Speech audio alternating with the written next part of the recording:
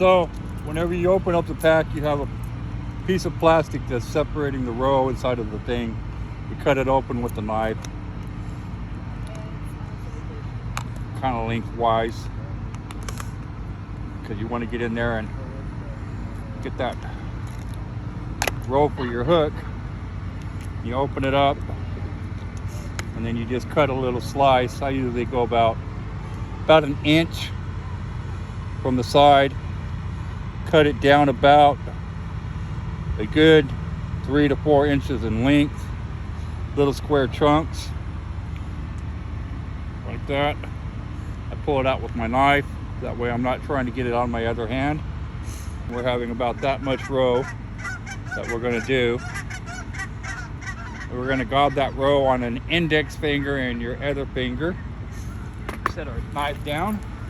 There is a bait loop here that you take and you push through with your 4 fingers, and you're going to take and pull that bait loop out enough to where you could stick this roe through it.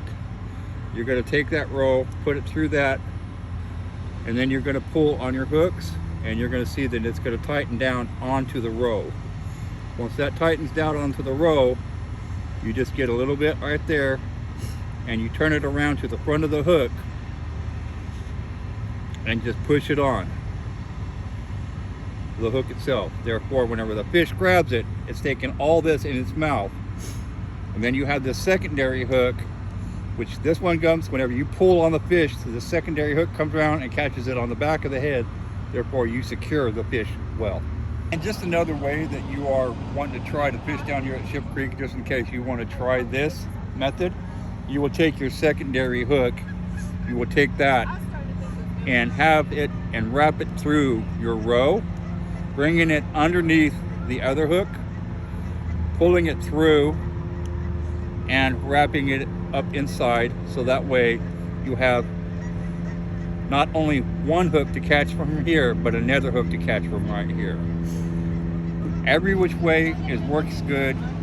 The thing is to find out what works best for you while you're down here at Ship Creek. The thing is to come on down here and try. Have fun and realize you're in Alaska.